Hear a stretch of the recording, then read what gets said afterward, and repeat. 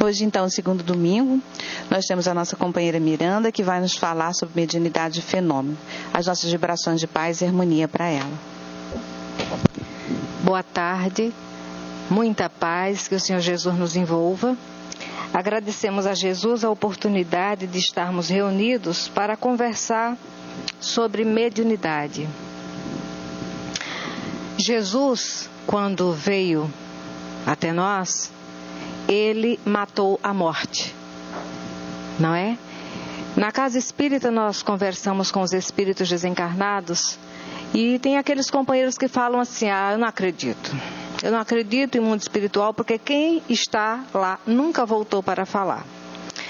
E quando fala assim, acha que está desafiando o espírita, mas está dando um testemunho de que não conhece o cristianismo, não é nem o espiritismo, porque Jesus voltou.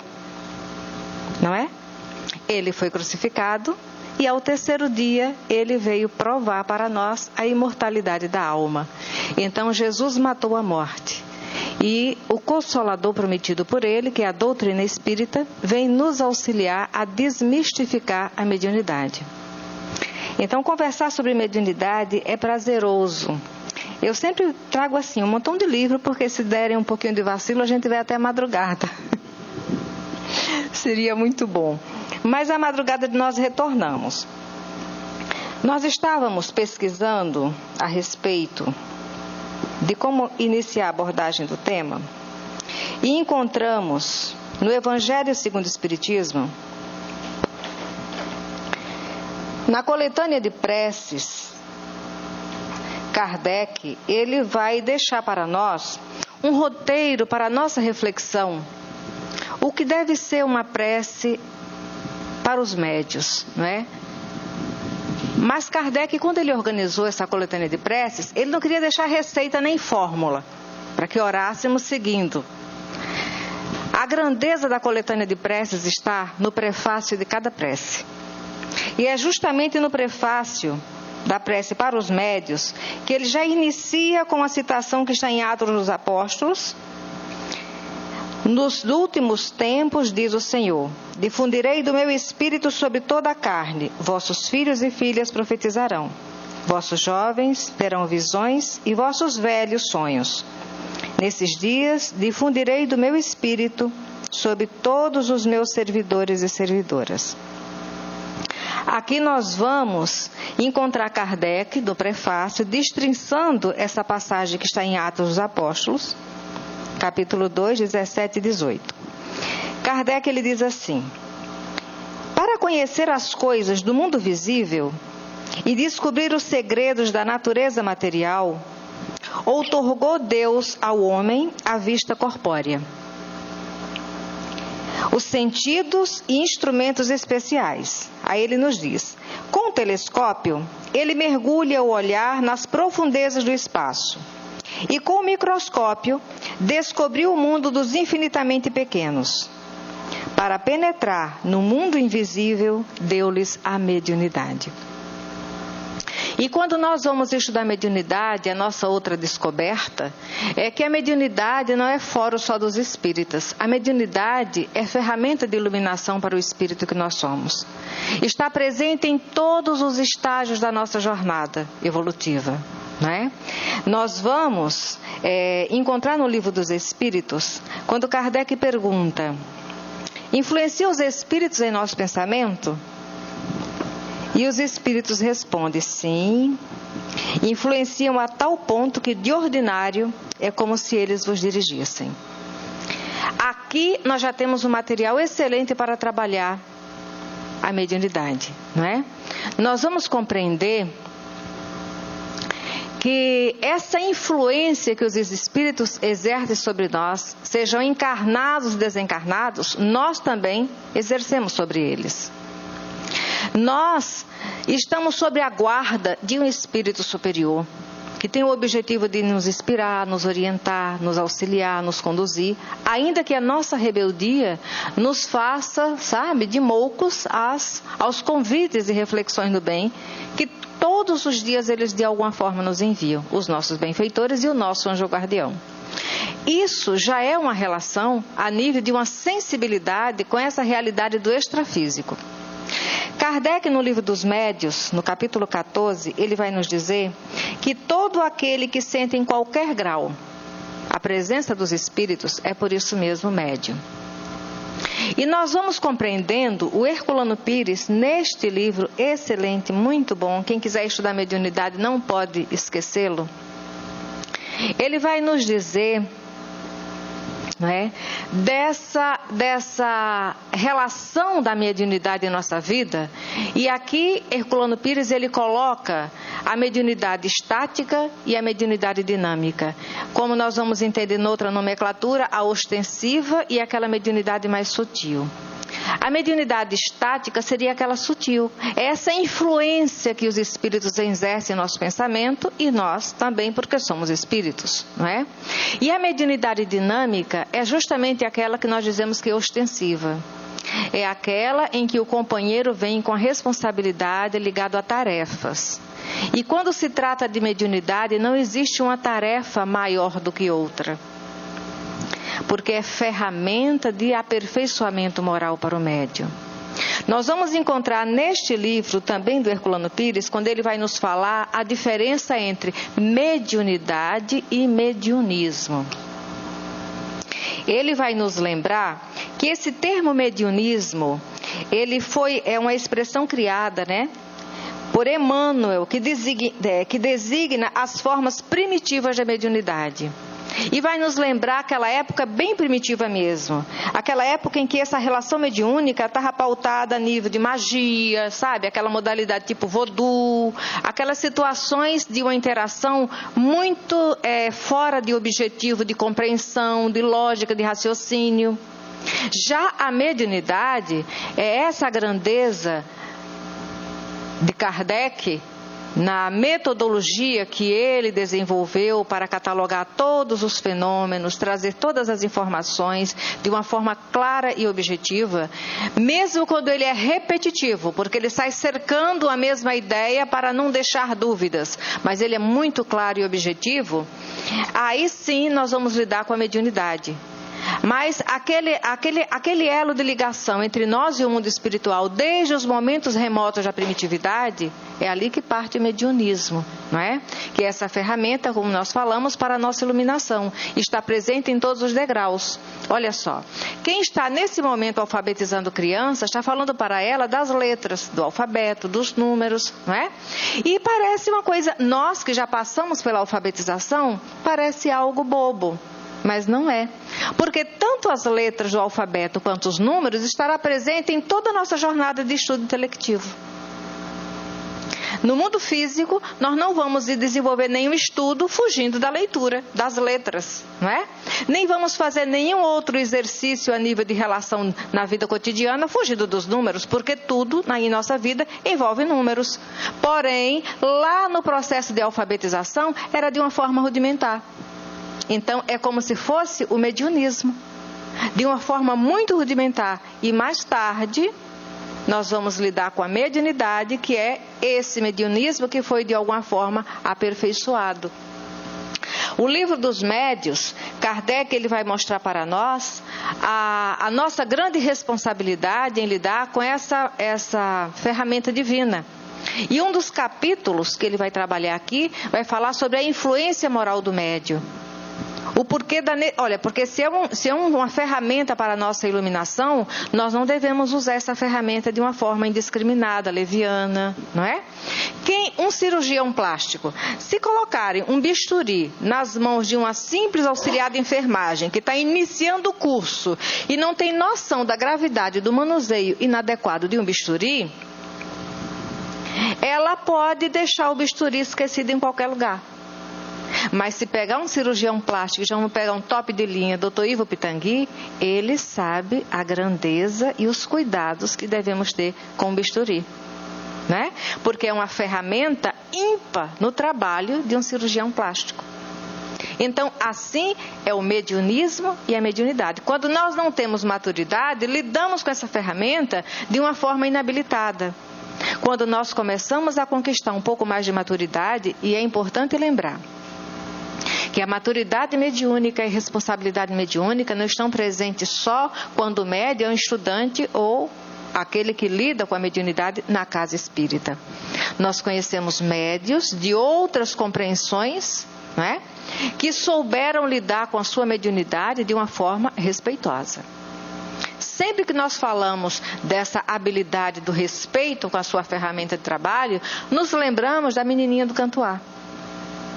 Eu nunca li até hoje qualquer reportagem, qualquer referência que dissesse que aquela senhora agiu levianamente com a sua mediunidade, ainda que trabalhasse de uma maneira diferenciada daquilo que nós na casa espírita compreendemos e lidamos com a mediunidade.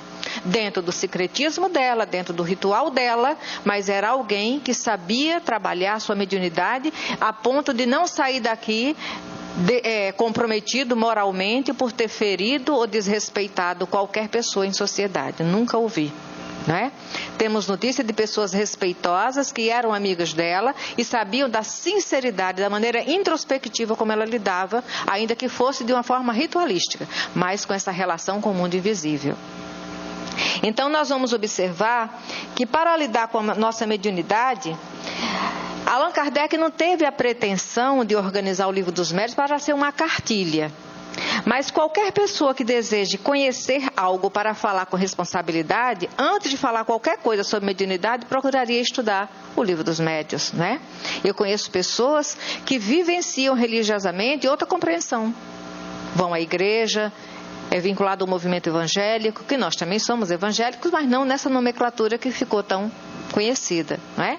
E que se permite ler o Livro dos Médiuns, o Livro dos Espíritos, e é apaixonado pela obra Paulo Estevam. Então, isso é maturidade do espírito, que sabe enxergar as coisas além da sua redoma, respeitando e valorizando.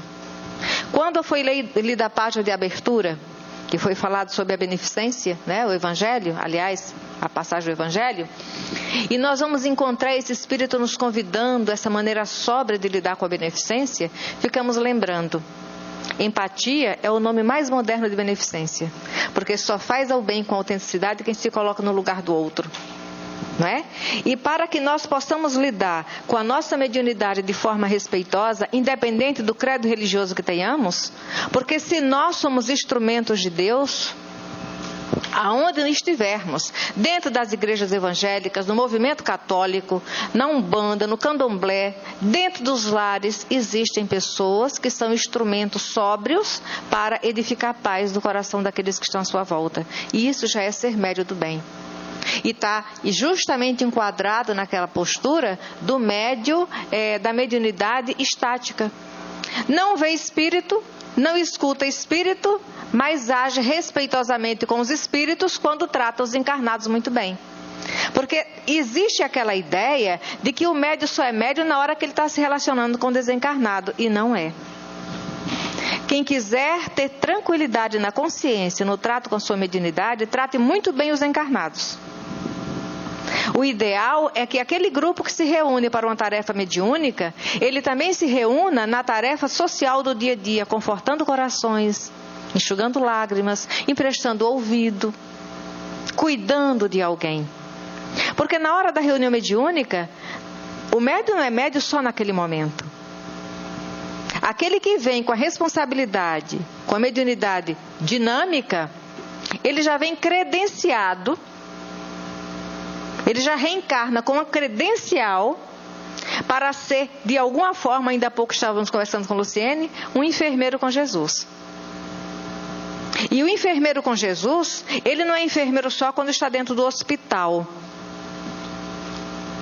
Olha, quem é enfermeiro aqui, quem é médico, sabe que na hora que a vida convida, você tem que colocar o seu aprendizado ali para beneficiar alguém, né? Aquele enfermeiro que tem uma noção e uma segurança em primeiros socorros, ele sabe exatamente como agir na hora de uma emergência. Então, o enfermeiro e o médico na sociedade não são enfermeiro e médico só quando estão dentro do hospital com o jaleco e com o crachá de médico. Então, o médio que já está buscando refletir essa oportunidade de serviço no bem, ele é médio com Jesus, ele é enfermeiro com Cristo, onde quer que ele se encontre. E essa relação de mediunidade e enfermagem, eu comecei a refletir quando estudando o livro Obreiros da Vida Eterna, nós vamos encontrar a Luciana, que é um espírito que está ali junto com o André Luiz, com a assistência da Zenóbia, para desenvolver um certo trabalho de resgate de um espírito que tem um vínculo afetivo com a Zenóbia e está numa região muito sofrida. E o livro é muito bom, vale a pena que vocês leiam, mas o detalhe que eu quero pensar de lá é porque a conduta da Luciana naquele momento, e a Zenóbia conta com a Luciana para prestar esse socorro, então a gente fica refletindo. A Luciana deve ter sido médium quando encarnada, deve ter trazido essa mediunidade ostensiva, essa mediunidade dinâmica, não é? Aquela que via, ouvia, incorporava, quer dizer, a psicofonia, no momento mediúnico. E nós vamos descobrir algo muito interessante. A Luciana, quando esteve encarnada, ela não teve nenhuma relação com a mediunidade como nós compreendemos e estamos buscando estudar nessa tarde. A nível da mediunidade, com compromisso mediúnico, através de faculdades que ela já veio de alguma forma preparada. O detalhe da Luciana é que ela era enfermeira, mas ela não era uma enfermeira qualquer. Ela era aquela enfermeira que sentia o seu paciente e se preocupava. Quando ela lidava com o paciente, ela buscava saber o histórico dele. Como é que aquela situação de enfermidade se instalou? O que ele sentiu? Como é que foram os primeiros momentos? Como é que ele descobriu? Sabe, era aquela enfermeira que ela tinha o trato com o paciente, não pelo número do leito que ele ocupava na enfermaria. E isso, eu estou falando aqui, parece bobagem, mas não é não. É muito triste você chegar na enfermaria e ver uma enfermeira se referir ao paciente como sendo leito tal. É o mecanicismo na tarefa de cuidar que não deve acontecer, porque o ser humano não é um número. É um espírito vestindo um corpo que naquele momento está extremamente vulnerável. Ainda para trazer essa sensibilidade da enfermagem ligada à mediunidade, nos lembramos de um caso que nos foi contado por uma professora nossa no curso de enfermagem. Ela dizendo que teve um período que ela ficou muito tempo trabalhando no CTI. E tinha um senhor internado já há vários meses. A família quase raramente visitava. Quer dizer, raramente visitava. E ele se via sozinho, mas ele estava em coma. Então eu acho que o pessoal foi cansando, não vendo o retorno, não é? Foi cansando. E chegou um momento que ele ficou praticamente sem visita. E ela tinha o hábito, que é um hábito que todo enfermeiro deve ter, quando vai atuar junto a um paciente, dizer a ele tudo que vai fazer, qual é o procedimento que vai fazer, como vai ser, né? E ela, essa professora nossa, o paciente em coma, ela chegava ao lado do leito dele e falava: senhor fulano de tal, vamos tomar banho? Aí brincava: olha, lá fora está aquele sol, aqui não está calor por causa do ar-condicionado. E começava a cuidar dele e dizendo: olha, agora eu vou tirar o lençol, vou começar higienizando seu cabelo, sua cabeça. E já ia fazer toda a técnica que ela ia desenvolvendo, ela previamente avisava ele. Terminava o banho no leito, arrumava, fazia a medicação, saía e o paciente em coma. Ela entrou de férias. Quando retornou das férias, a responsável pelo setor falou para ela: olha, você não vai retornar ao CTI, você vai ficar na enfermagem masculina. Ela: tudo bem. Chegou na enfermagem masculina, no horário de plantão, 7 horas da manhã. Bom dia, pessoal. Alguns responderam bom dia, outros não. Mas teve alguém que respondeu: bom dia, dona fulana. E ela não reconheceu aquela voz. Como é que sabe o meu nome? E quando ela foi se aproximar, era o paciente que havia saído do coma e já estava na enfermaria masculina. Ela chegou próximo a ele e perguntou assim: mas o senhor me conhece? Ele: conheço. Mas como é que o senhor me conhece? É a primeira vez que eu estou vendo o senhor aqui na enfermaria masculina. Ele: não, eu estive em coma. Eu estava no CTI. E a senhora era a única enfermeira que me chamava pelo nome e me avisava todos os procedimentos que ia me fazer. E aí me dizia o seu nome. Sabe o que é com Jesus? Mediunidade? É isso. Nós podemos ficar o resto do dia aqui estudando cada item do Livro dos Médiuns. Tecnicamente, poderíamos sair muito bem agendados. Mas a emoção da mediunidade com Jesus é quando o nosso coração hospeda o sofredor. É por isso que o médio não é médio só na hora que ele está exercendo o momento ali onde o fenômeno mediúnico está acontecendo. Seja um fenômeno físico, de efeito físico ou inteligente, que nós veremos daqui a pouco. Não é? É isso que nós precisamos urgentemente colocar em nossa reflexão diária, buscando a casa espírita e a compreensão da mediunidade. Nunca esqueci aquela professora. Se ela não tivesse me falado esse fato, eu teria até lembrado dela, se eu fosse recordar do curso e a peculiaridade da matéria que ela havia passado para nós. Mas olha, de todo o curso, 2 professoras que eu nunca esqueci. A que me ensinou sobre neurologia e psiquiatria, porque eu tenho afinidade, eu devo ter endoidado muita gente das encarnações, né? E eu gosto muito dessa área. E essa enfermeira, essa professora que me falou desse trato que teve com um paciente no CTI, em coma. Chamando-o pelo nome, apresentando-se a ele, dizendo todo o procedimento que ia fazer. E nós sabemos que a audição é o último sentido que um paciente perde. Por isso, quando estivermos ao leito de alguém, cuidemos sobre o que falamos, mesmo no sussurro. Porque a audição ali não é só do aparelho auditivo, é o espírito que está ali registrando tudo. Né? E a Luciana, que está lá no livro Obreiros da Vida Eterna, ela havia sido esse tipo de enfermeira. A função da enfermeira é cuidar. Pois é. Mediunidade com Jesus é cuidado também. É de alma para alma. É Pedro, na porta formosa do templo de Jerusalém, quando o aleijado chega próximo a ele, pede, me dá uma esmola. E ele vasculha o alforje lá e não encontra uma moeda. E diz assim, não tenho ouro nem prata, mas em nome de Jesus, o que tenho, isto te dou. Levanta-te e anda. E o paralítico andou. E narram para nós que por onde Pedro passava, a sua sombra curava. A mediunidade dos discípulos do Cristo é algo, sabe, que está lá nos textos evangélicos, Atos dos Apóstolos, não é? Mas a nossa sensibilidade nos faz refletir. A mediunidade, com certeza, de Maria de Nazaré. Porque, olha só, e aí nesse ponto já vai aquela mediunidade sutil mesmo, né? Mas é aquela em que todos nós somos. Influenciam os espíritos em nosso pensamento? Sim. A tal ponto que de ordinário ele que nos dirige. Quando nós vamos falar sobre maternidade, nós vamos descobrir que o período de gestação é a incorporação mais longa que o médium pode ter. São 6 meses casado perispírito a perispírito. É por isso que mãe sente cheiro de filho longe e vice-versa. Numa reunião mediúnica há muitos anos, no Centro Espírita Filhos de Deus em Curupaiti, ouvindo um diálogo de um evangelizador e um espírito comunicante através de um médium, ele estava no nível de rebeldia, sabe, muito magoado, muito ferido, muito machucado. E o companheiro conversando, envolvendo. Aí, numa altura do diálogo, ele falou sobre a mãe daquele companheiro. Olha, falando com vocês aqui agora, eu me reporto àquela noite de sexta-feira no Curupaiti. Se uma folha de papel caísse, seria um estrondo.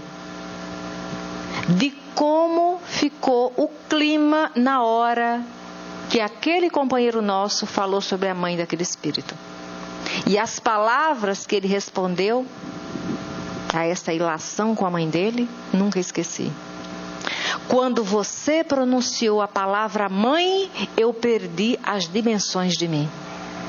Vocês sabem o que é isso? Até hoje eu estou procurando entender com profundidade, porque só quem sente mesmo. O médium que deu passividade a ele nos deu uma pálida impressão de como se sentiu quando ele falou isso. Mas aquele espírito machucado, sofrido, doído, revoltado, magoado, querendo vingança. Na hora que ouviu falar da mãe dele, ele respondeu. Silenciou, o estrondo vibracional de tanta mágoa aquietou. E ele falou, Quando você pronunciou a palavra mãe, eu perdi a dimensão de mim. O que é isso? Eu quero sentir um dia. Porque aquela criatura teve uma outra conduta a partir daquela reunião. E em outros momentos mediúnicos ele se fez presente de uma forma mais receptiva a ouvir. Não quer dizer que ele saiu transformado moralmente, porque nós estamos estudando doutrina espírita há mais de 30 anos e a nossa moral ainda está muito capenga. A minha, particularmente, em relação a tudo que eu já ouvi, já vi e me foi oferecido. Então, a mediunidade de Maria de Nazaré, né? A mãe em si, 9 meses de gestação naquela sequência natural. Pode ser abreviado, passar um pouquinho dos 9 dias e tal. Pois é. É por isso que filho sente cheiro de mãe, sabe? Ele já sai da barriguinha conhecendo a voz da mãe dele. Por conta desse magnetismo que foi trocado por dentro. Uma coisa é o espírito aproximar-se e nos envolver perispiritualmente, e nós sentirmos a bagagem do que ele sente, do que ele pensa, do que ele traz. Outra coisa é o espírito se vestir de células formadas em nossas entranhas, né? E aí nós vamos observando que a postura de Pedro, dos outros discípulos, a postura de Maria de Magdala, tem muita coisa que um dia conheceremos sobre o Evangelho do Cristo e os seus fiéis servos. Imagina Maria quando foi para o Vale dos Imundos cuidar dos leprosos. Aquele vale deixou de ser um vale qualquer, passou a ser um paraíso, porque era alguém que sentia Jesus de uma forma ímpar. Foi para ele que ela se apresentou. Imagina o magnetismo desse espírito, pensando aquelas feridas, aquelas marcas, e quantas curas não devem ter acontecido, né? Que ainda não nos chegaram as informações, mas um dia descobriremos. Alguém vai nos informar os detalhes desse espírito da sua jornada no Vale dos Imundos. Então nós vamos observar que a influência moral do médium, para nós que estudamos mediunidade com Jesus, é o ponto, é a pedra de toque do que fazer com essa mediunidade. Olha, eu tenho um roteiro, mas é sempre assim, eu começo e vou, aí tenho que voltar para o meu roteiro. Em relação ainda, pessoas que dizem assim, Moisés proibiu o espiritismo, principalmente porque a mediunidade inquieta aqueles que ainda não têm a compreensão, e nós respeitamos, não é? Aí tem aqueles companheiros que no dia a dia dizem assim, mas Moisés proibiu o espiritismo. Não é verdade.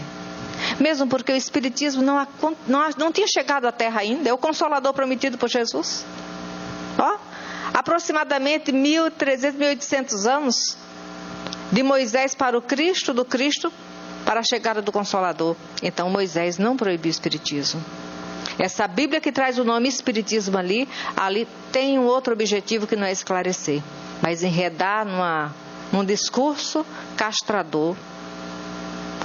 O que Moisés proibiu foi a maneira leviana de se cuidar, de se tratar com a mediunidade. E isso ele fez.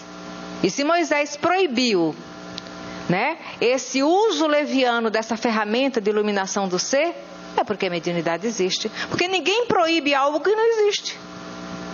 Vou proibir você de fazer tal coisa. Então aquela tal coisa ela é real, alguém faz. Por isso tem uma proibição qualquer.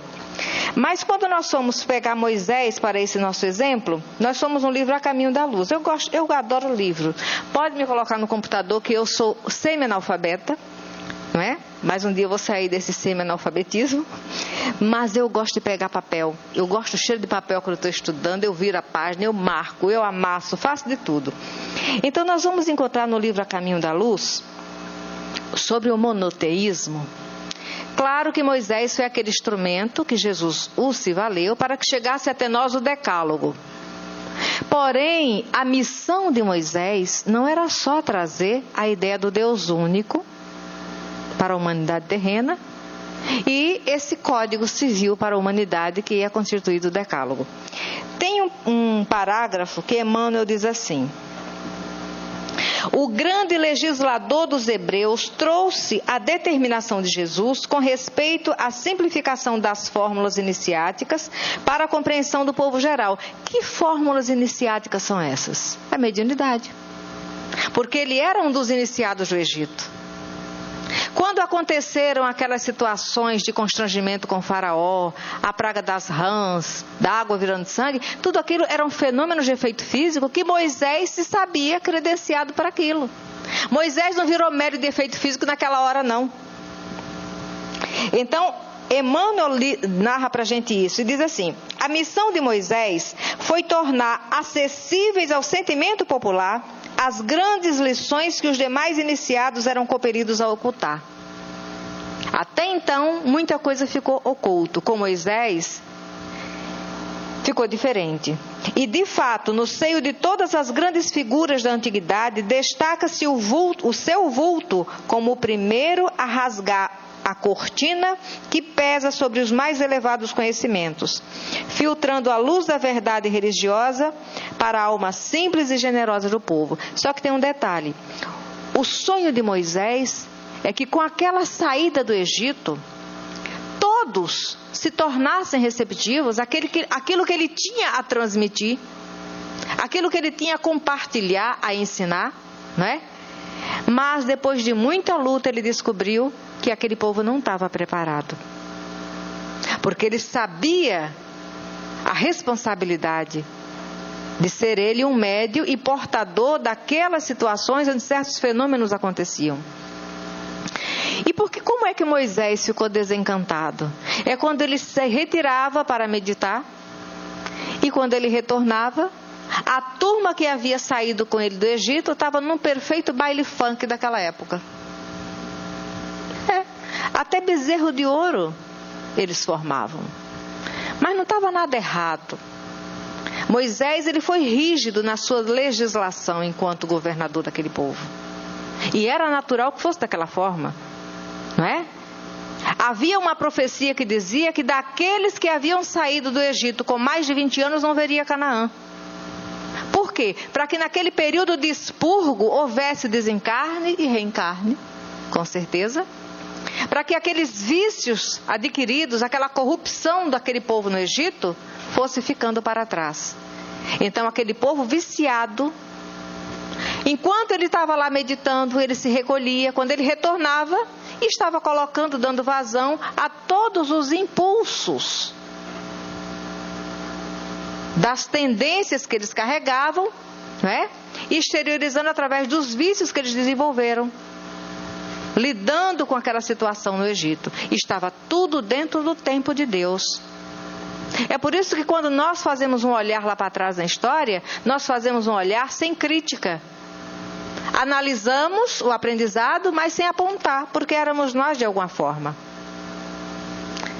E em tudo nós vamos estudando o Evangelho do Cristo, nós vamos estudando a doutrina espírita, pedindo a Deus todos os dias que nos auxilie a educar a nossa sensibilidade, para que nós saibamos lidar com a diferença de comportamento, de ideias, de ações do outro, sem violentar esse outro, porque ninguém, amando do Cristo, nos violentou.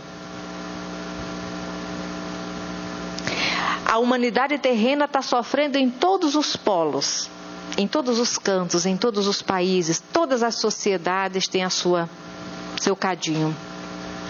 Porque o egoísmo e o orgulho campeiam e o desrespeito é a bandeira-chefe do egoísmo, sem aceitar o outro com o que ele tem a oferecer. Até os desacertos do outro são material de trabalho para mim. Como é que eu vou aprender a me corrigir se eu não aprender a lidar com o desmando do outro? Porque o desmando do outro é o reflexo do meu. Se eu já estou contida em algum departamento, o outro ainda não está. Mas tenho muito a trabalhar que de repente aquela pessoa já está mais adiantada do que eu. Então, estudar a doutrina espírita saindo da parte técnica é buscar educar a nossa sensibilidade. Um detalhe que nós vamos quando Kardec ele vai organizar o Livro dos Médiuns, ele vai falar, né, desses dois tipos de mediunidade. de efeito inteligente e efeito físico. Quando nós vamos falar do médio de efeito físico, nós nos lembramos dos casos assim, do Mirabelli, aqui mesmo no Brasil, né? Nós vamos lidar, o efeito físico é aquele onde, além da nossa sensibilidade física registrar mais facilmente, nós vamos encontrar esse efeito físico já com Kardec, quando ele está estudando e escuta aquelas batidas. E tem algo interessante. O efeito físico, normalmente, a nível de batida, de ruído, de determinadas situações, nós vamos encontrar entre os fenômenos de efeito físico, alguns que são espíritos amadurecidos que estão ali. Né? Não quer dizer que sejam superiores. Algo que nós vamos aprender com Kardec é que esses espíritos que lidam mais imediatamente com os efeitos físicos são os espíritos da terceira ordem. Está aqui, no Livro dos Espíritos. Quando ele vai na escala espírita conversar conosco sobre os espíritos batedores e perturbadores. Ele diz assim, ele vai trazendo as características, aí diz assim: afiguram-se mais apegados à matéria do que os outros espíritos e parecem ser os agentes principais das vicissitudes dos elementos do globo, quer pela sua ação sobre a água, o ar, o fogo, os corpos duros, quer nas entranhas da terra, vulcão e outras coisas mais, né? Reconhece-se que esses fenômenos não se devem a uma causa fortuita e física. Aí nós entendemos Jesus quando na hora que está no barco e as águas começam a entrar num outro nível de cadência e os discípulos pensam que vão sucumbir ali, que vai entrar água no barco e vai todo mundo desencarnar ali, morrer para eles. E Jesus simplesmente apacenta a todos. Quer dizer, aquele fenômeno de turbulência na água, tem espíritos atuando ali. Mas Jesus conhece tudo que nós ainda nem imaginamos. E naquele momento, ele soube como cuidar e a água apacentou e ninguém desencarnou e o sossego retornou. Então, Kardec, nesse item 106, ele vai falar para nós. Reconhece-se que esses fenômenos não se devem a uma causa fortuita. Todos os espíritos podem produzir. Um espírito superior pode produzir um efeito físico, uma pancada, um ruído. Pode. Agora vamos ver o detalhe? Todos os espíritos podem produzir esses fenômenos, mas em geral, os de ordem elevada os deixam a cargo dos espíritos subalternos. É aquele gerente que ele foi um dia servente na empresa. Passou por todos os degraus até chegar à gerência. Ele conhece todo o trabalho. Mas na hora que ele precisa de um trabalho que é próprio do serviçal, ele dá importância ao trabalho e à cooperação do serviçal. Então, todos os espíritos podem desencadear esse tipo de fenômeno. Mas, como ele diz aqui, os de ordem elevada os deixam a cargo dos espíritos subalternos, mais aptos para as coisas materiais do que para as da inteligência. Por quê? Porque, olha, um doutor Bezerra de Menezes, para sair batendo porta, ele teria que estar imantado no fluido vital da gente mais animalizado. Seria um constrangimento para ele. E ele tem companheiros na sua falange de tarefas que podem auxiliar naquele tipo de efeito que se faz necessário produzir por uma causa justa, não é? Então, quando nós nos referimos a Kardec, aquelas pancadas que ele ouviu, e depois ele vai conversar na reunião lá na sociedade, e o espírito fala assim, e quem estava falando com ele já era o espírito responsável por ele, o espírito verdade. Pergunta ao teu espírito amigo, pergunta a ele que ele está aqui. E aí ele vai conversar, ele disse, fui eu sim. Aí nós compreendemos que não foi o espírito da verdade que fez aquela pancada. Mas aquela pancada aconteceu com a permissão dele para que chegasse ao ponto de estudo que ele precisava deixar para nós com a experiência de Allan Kardec, né? E os fenômenos de efeito inteligente.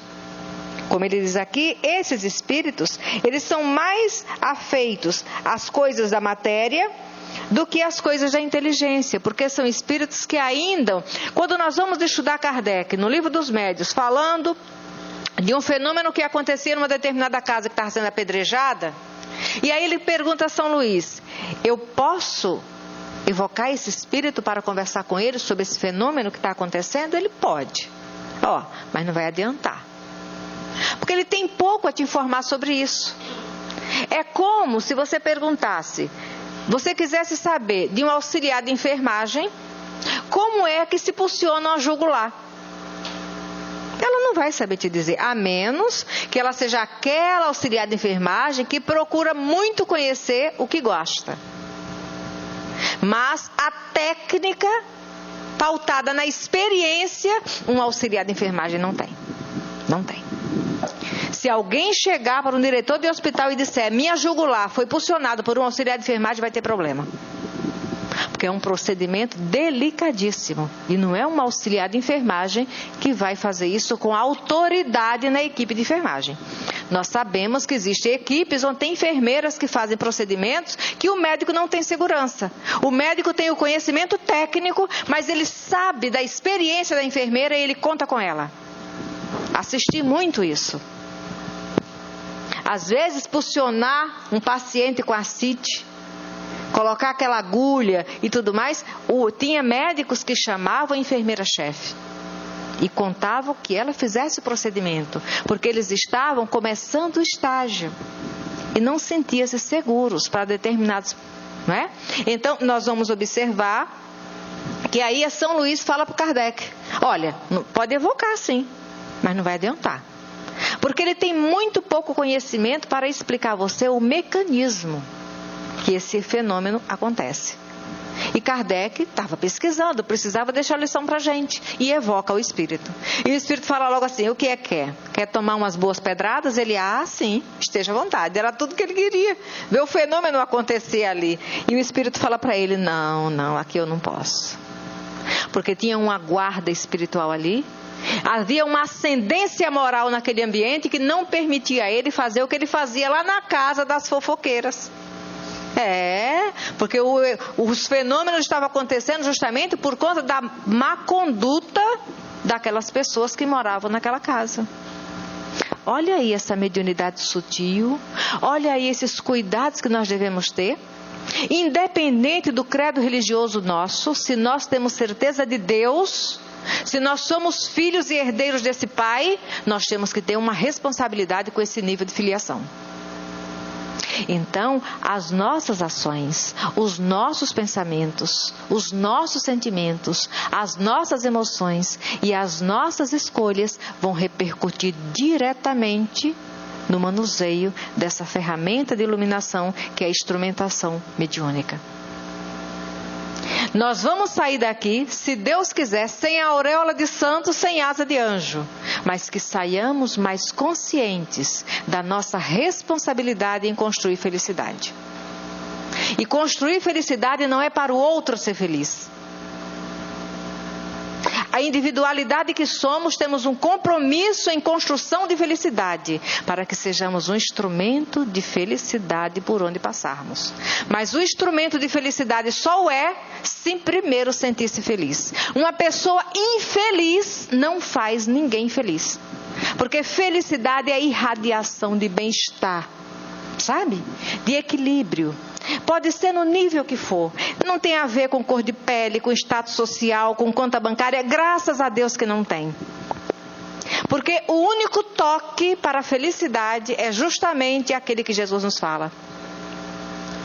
Ajuntar valores onde a traça, a ferrugem e o ladrão não podem violentar, tocar, roubar. Então, qualquer um de nós temos um amigo, ele já é alguém muito experiente, a cabecinha muito branquinha, e ele diz assim, eu acho que ser feliz é exportar felicidade. Olha, é muito, sabe? Ele fala isso com sentimento, mas traduz. Porque quem não exporta felicidade não é feliz. Quem é feliz respira bem-estar para quem está do lado, ainda que seja com um copo d'água na mão, com um único pão. Entendeu? Com um abraço quando não se tem nada material a oferecer. Essa é a nossa responsabilidade. Aí quando nós vamos estudar mediunidade, Os fenômenos espíritas, eles podem ser mediúnicos ou anímicos. Os mediúnicos é quando nós, médios, somos aquele instrumento, consciente ou não, através do qual alguém vai ser beneficiado com o contato com o espírito de alguma forma. Beneficiado porque você ouviu um irmão desencarnado falar contigo, eu acho que isso é um presente. Você tem a oportunidade de ouvir alguém que está desencarnado há 20 anos, 40 anos, dizer, olha, eu estou aqui, eu sinto dor, meu nome é fulano de tal. Eu vivi tal experiência, estou precisando de ajuda. O momento mediúnico na casa espírita, ele se equivale ao momento do atendimento fraterno, quando nós encarnados chegamos na casa espírita e alguém nos acolhe. Nós podemos entrar na casa espírita e não encontrar um encarnado, ficar sentadinho num banco esperando a hora que alguém vai nos atender, mas já fomos acolhidos, porque ninguém transpõe a porta de um educandário, de um hospital, que é a casa espírita, sem que os bons espíritos já não estejam tentando abraçar e carregar no colo, não é? E quando chega o encarnado, que nos acolhe, que nos escuta, que ouve o que nós falamos, escutando a nossa dor. Porque nós podemos ouvir a voz de quem está falando, mas só escutamos a dor se casarmos o nosso coração com aquele coração dolorido. Então, esse momento de acolhimento do encarnado na casa espírita é no mesmo nível do momento de acolhimento do desencarnado no momento mediúnico na casa espírita. E aí nos lembramos de uma outra reunião mediúnica, onde tivemos a oportunidade de ver uma cena, alguém que estava todo desgrenhado. Já narramos esse fato aqui nesta sala, falando sobre mediunidade há anos atrás. A criatura estava toda desgrenhada, a roupa rasgada, surrado, esquálido, cansado, assanhado, os pés marcados, disposto a parar e se jogar no chão. Mas tinha uma ladeira ainda íngreme a ser trilhada, mas estava quase desfalecendo. De repente, ele percebeu um facho de claridade mais adiante, no topo daquela ladeira. E a possibilidade de ter alguém lá em cima que pudesse atendê-lo, ele reuniu todos os resquícios de energia e forças e subiu. E quando se aproximou, percebeu uma casa rústica, simples. As portas estavam fechadas, mas das frestas da janela e das portas saía uma pequena claridade opaca, quer dizer, sem luminosidade. E aí ele reuniu o restante da sua energia, foi até a porta e bateu. Primeiro ouviu vozes dentro daquela casa pequenina. Então ele bateu a porta. E alguém lá dentro percebeu que tinha lá fora um irmão pedindo socorro, mas não teve coragem de abrir a porta. Então apagou as luzes.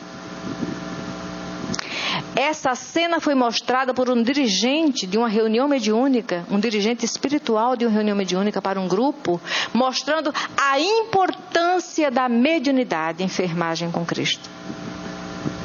Então, nós, médios, somos essa casinha rústica, com uma claridade opaca, mas nós somos a esperança para aqueles que estão desencarnados, cansados, aflitos, magoados, atormentados, sedentos e famintos de acolhimento, de dignidade, de afeto.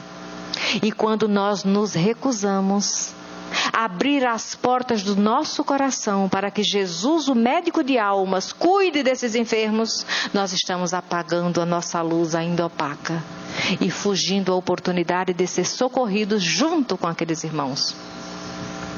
Porque a maneira mais digna para que um médium seja socorrido é ele se colocar como instrumento de socorro. E a Joana fala isso quando vai trabalhar o passe. O portador de um perfume, terminada a ação de perfumar, está perfumado. Pega um perfume francês, vidrinho pichututinho, 300 euros, tá lá, pichututinho. Usou o perfume. Aí você quer reaproveitar o vidro para outra coisa. Tenta tirar o cheiro, tenta tirar o aroma daquele perfume lá dentro. Não consegue. Porque o vidro ficou impregnado com aquela fragrância.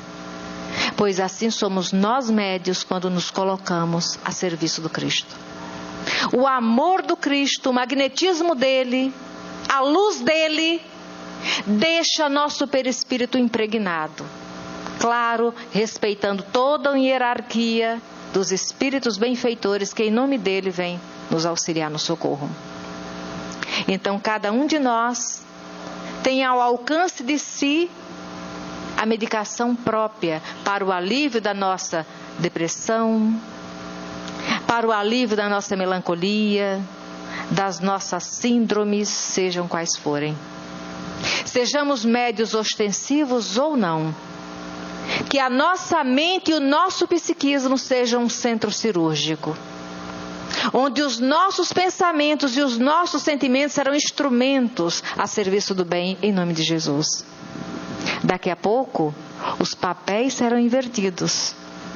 Estaremos do outro lado, com a maleta de chagas ainda a serem pensadas, cuidadas, supuradas, drenadas, cicatrizadas. E ficaremos felizes se alguém nos acolher. Se um irmão nos hospedar no coração. Porque às vezes na nossa casa, nós até abrimos a casa para hospedar alguém. Mas com a forçação de barra, que aí nós não temos nem o trato, nem no serviço de oferecer um copo d'água, não é? Nem de forrar um paninho no chão com mais carinho se não tiver um leito para dividir. Então, como se nós fôssemos forçados. Pois é. Mediunidade não é forçação de barra. Mediunidade é compromisso moral nosso. Estivemos desencarnados em situação lastimável. Eu costumo dizer assim, devia estar numa caverna tenebrosa. Né? E soltaram um montão de cãezinhos. E eles saíram me farejando e auxiliaram no meu resgate, porque eu sou apaixonada por cães. Miranda, não é porque eu sou boazinha, não. É porque eles já têm uma afinidade comigo, me resgataram de alguma caverna. Eu brinco assim. Mas na realidade, nós somos aqueles que desencarnados, fomos resgatados de situações muito lamentáveis. Materialmente e moralmente. Materialmente porque o nosso perispírito pingão, né, de tão denso, devia estar carcomido de dores e de chagas. E espiritualmente porque não tínhamos compreensão da importância do amor do Cristo em nossa vida. E alguém nos cuidou, nos acolheu, nos tratou e nos convidou para uma nova jornada. E deixou uma pauta de oportunidades. E constrangido devíamos ter pedido aquelas coisas, né? Não, vai só com a mediunidade. Pois é. Então, se a sua mediunidade é simplesmente aquele médium que colabora na fluidoterapia, quando você estiver diante do paciente, mentaliza Jesus ali. Os espíritos nos dizem que o ideal é que colocamos aquele que nós temos afeto. Aquele filho, a mãe, o pai, para que possa fluir de nós com mais facilidade esse jorro de energia que os espíritos bons estão depositando e atuando sobre nós. Mas nós que somos cristãos, que somos muito felizes porque sabemos que Jesus é realmente modelo e guia, e quando assistimos o filme que narra a sua crucificação, olha, dá vontade de dizer, troca comigo, não é? Racionalmente, a gente diz assim, troca comigo, coloca eu na cruz. Vai assistir Ben-Hur? Quando nós assistimos Ben-Hur, meu Deus, aquela terapia cristã. E como nós queríamos, Senhor, deixa que eu levo a cruz, deixa que seja eu o Cirineu. Aqui. Mas na emoção ainda não estamos temperados para esse testemunho. Pois é. Então, na hora que você estiver diante de um paciente para cooperar na fluidoterapia, veja Jesus na cruz. E ofereça aquilo que você gostaria se tivesse esteio moral para oferecer ao Cristo naquela hora. E é assim que nós vamos nos confortando, nos fortalecendo, nos equilibrando, nos harmonizando, nos pacificando. A mediunidade, quem não veio com essa mediunidade dinâmica, não adianta querer desenvolvê-la. Porque aquele que vem para um compromisso com a mediunidade dinâmica, ostensiva, o perispírito dele vem trabalhado para aquele momento. Não existe violência. Por isso que nós falamos, olha, não existe uma mediunidade mais digna do que outra. Madre Teresa, no que nós sabemos, nunca viu nenhum espírito, tanto que ela dizia que a morte para ela era um mistério. Então, ver espírito, não é? A nível de um fenômeno mediúnico ali, ela nunca viu. Mas ela se dizia um lápis nas mãos de Deus. É essa mediunidade que nós temos que dignificar em primeiro nível. Porque se nós não aprendermos a sentir o irmão encarnado, como falávamos antes, tenhamos a mediunidade que for. Porque não basta ser um bom médio para fluir o fenômeno. Nós já estamos na era do bom médio bom, aquele que sente prazer no bem, porque faz bem ser bom. Quem não tem nenhuma mediunidade ostensiva não se sinta constrangido nem inferiorizado. Quanto mais requinte na mediunidade, mais comprometimento. Muito se pedirá quem muito recebeu. E recebe muito quem tem um compromisso de dar conta de mais, porque se endividou mais. Não é? Chico Xavier tinha aquele leque de mediunidade que nós ainda não temos noção. Algumas nós sabemos, outras ainda nem chegou para nós o conhecimento. Mas Chico não se forjou ali, em Pedro Leopoldo, naquele momento. Ele foi forjado lá atrás.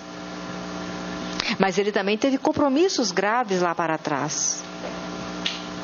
E por onde ele passou, ele foi dando bom aproveitamento à sua condição de filho de Deus, herdeiro da luz.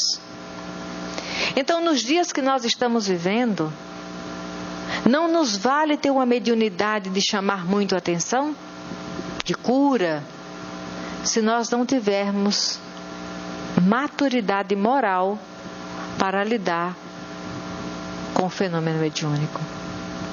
E não preciso enumerar nada.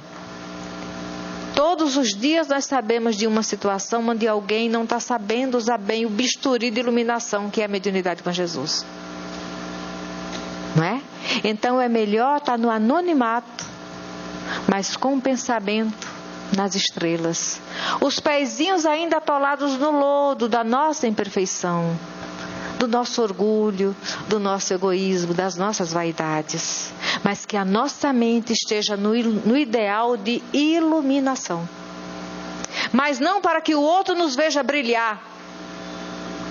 Porque o brilho que o outro vê é purpurina. O verdadeiro brilho não é para ser visto. É para ser sentido. Sentido. Quando o companheiro chegou com aquela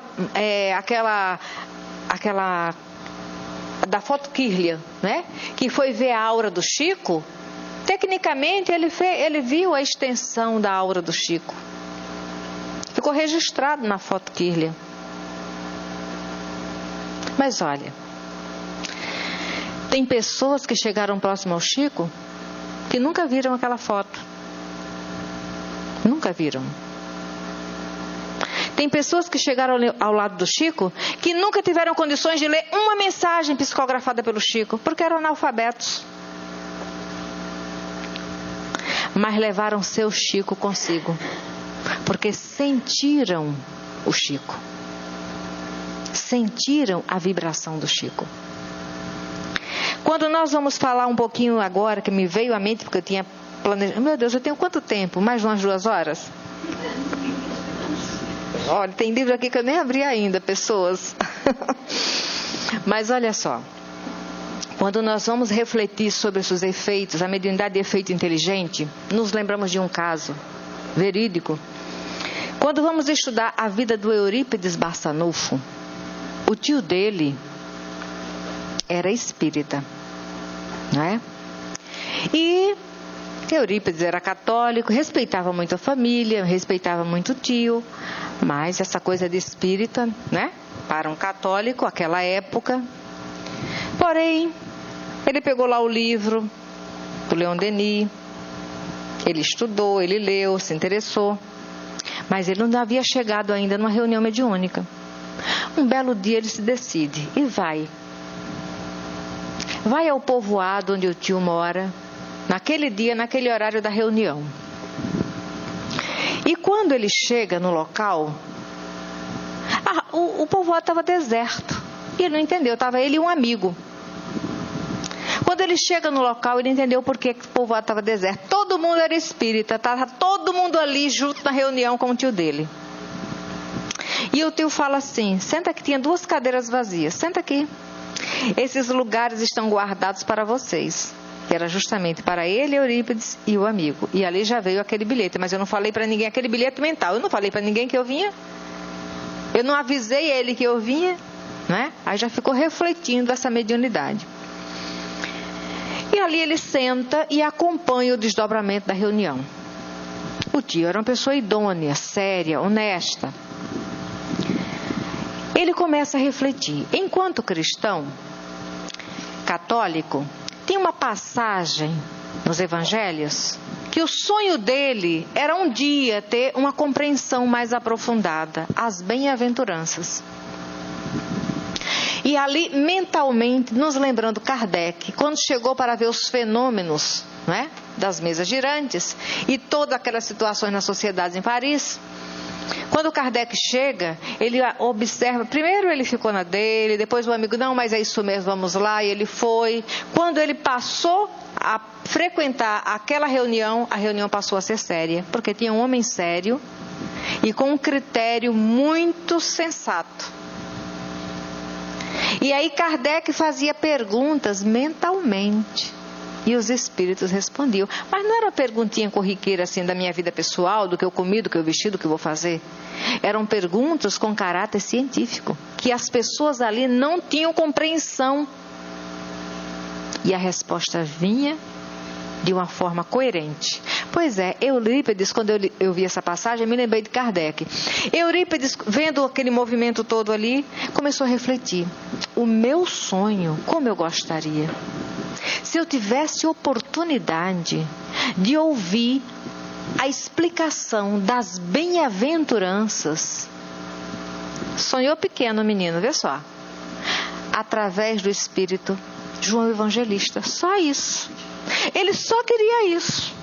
João Evangelista, o único do colegiado cristão que não padeceu morte violenta. Porque já não trazia belicosidade nenhuma naquela encarnação. Tinha uma afinidade com Cristo e nunca se constrangia, tinha dúvida do que Jesus falava. A recepção era natural, ele bebia Jesus. João Evangelista bebia Jesus. Era adolescente quase. E Eurípides só queria isso, naquele primeiro contato com a reunião mediúnica. Como eu gostaria de ouvir a explicação das bem-aventuranças pelo João Evangelista Espírito. E ele só pensou. E um médium que estava ali a serviço do bem ficou de pé e explanou com profundidade e sensibilidade, item por item das bem-aventuranças. Era o próprio João Evangelista atendendo à solicitação mental de Eurípides Barçanufo. Com um detalhe: o médium que deu aquela comunicação psicofônica era analfabeto. O historiador, o biógrafo diz, era aquele médium que os companheiros disseram, só sabe o que é um ó porque toma café numa xícara. Analfabeto. Então, essas vibrações com o bem não são para ser vistas por fora, mas para ser sentidas. Aquele médium, ele era analfabeto, mas espiritualmente ele tinha toda uma amplitude de conquistas morais que viabilizaram ser instrumento para um João Evangelista que não é um qualquer. Para ser ligado ao perispírito de um João Evangelista não é um qualquer. Basta que reflitamos, segundo Divaldo Pereira Franco, João Evangelista mais tarde vencer Francisco de Assis. E no que me consta até hoje, eu não li nada que diga que Divaldo psicofonou diretamente Francisco de Assis. Né? Ele já recebeu mensagens, recados de Francisco, mas Joana como médium. Assim como já recebeu da Teresa d'Ávila, Joana como médium. Assim como já recebeu do Antônio de Pádua, Joana na condição de médium. Mas com toda a obra dirigida espiritualmente por Francisco de Assis, perispiritualmente nunca, até hoje que eu saiba, houve um casamento mediúnico onde Divaldo psicografou diretamente Francisco de Assis. Diferente do Chico. Diferente do Chico. Quando nós vamos estudar aquela visita de Pietro Baldi aqui no Brasil, numa reunião mediúnica, onde estava Pietro Baldi na cabeceira cabeceira da cama é ótimo, de um lado da cabeceira da mesa, e o Chico Xavier do outro. Pietro Baldi, o orientador espiritual dele, assinava sua voz, que os estudiosos chegam à conclusão que é o Francisco de Assis, sua voz. O nível de relação e inspiração, não sei qual é, não me pergunte, porque eu não estava lá, não sei, não posso responder. Mas, naquele momento mediúnico, Francisco, espírito, irradia a mensagem para Pietro e para Chico Xavier. Na mensagem escrita pelo Chico, ele assina sua voz, mandando recado para Pietro. E para o Pietro Baldi, ele assina Francisco de Assis, mandando recado para Chico Xavier. Nós vamos ter contato, não é, dessa sutileza psíquica na mediunidade do Chico mais tarde. Tem muita coisa sobre o Chico que no momento não é agora, porque seria mal compreendido. E Chico, ele fez questão de ser um cisco. Não precisamos endeusar ninguém, porque o objetivo da doutrina espírita não é esse. Mas precisamos identificar o esforço, a sinceridade, a dignidade e a honestidade de cada um de nós. E eu estou diante de muitas dezenas de pessoas dignas e honestas. Então nós temos que tratar o outro partindo do princípio que ele é digno e honesto. Se ele não for, é ele quem vai dizer, não sou eu quem vai afirmar. Não é? E foi isso que aconteceu com Eurípides, não é?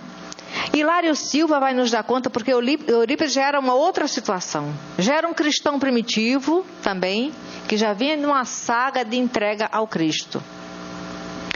Hilário Silva, através da mediunidade do Chico, vai nos narrar que desdobrado, Eurípides esteve no mesmo nível vibracional que Jesus. Porque ele vai ter um desdobramento e ele se percebe no movimento ascensional. E ele registra uma figura que ele identifica que é Jesus. E Jesus está introspectivo, numa atitude que nos lembra como se estivesse chorando. E Eurípides mentalmente pergunta: Senhor, por que choras? Será que é por aqueles que não aceitam a tua mensagem? Será que é por aqueles que estão fazendo, né? Será que é por aqueles que estão matando? Será que é por aqueles que estão corrompendo? Será que é por aqueles que estão... Aí faz a lista. Aí ele diz: não. É por todos aqueles que conhecem a minha mensagem, mas não esforçam-se em vivenciar. E aí diz Hilário que Eurípides caiu. Saiu daquele nível, daquela esfera e caiu. E despertou e nunca mais parou de se esforçar e trabalhar e multiplicar a chance de socorro na condição de instrumento do Cristo. Então, a grandeza do Consolador prometido, da doutrina espírita com a mediunidade, enfermagem com Cristo, é nos dizer que o fenômeno mais belo que a nossa mediunidade, no nível que for, pode apresentar, é o fenômeno da nossa transformação moral. Porque essa não será passageira. Tudo de fora é transitório. Mas o que nós edificarmos por dentro, olha, transformação moral é abrir a porta do inferno interior, despedir-se dos capetas que já vestimos em nós mesmos e nos esforçar para adentrar o reino dos céus, que é a nossa herança divina. Então, que nesta tarde Jesus possa nos permitir sair daqui felizes, esperançosos, conscientes de que ser instrumento do bem é executar ações, pensamentos, sentimentos no objetivo de construir definitivamente a nossa felicidade. Muita paz.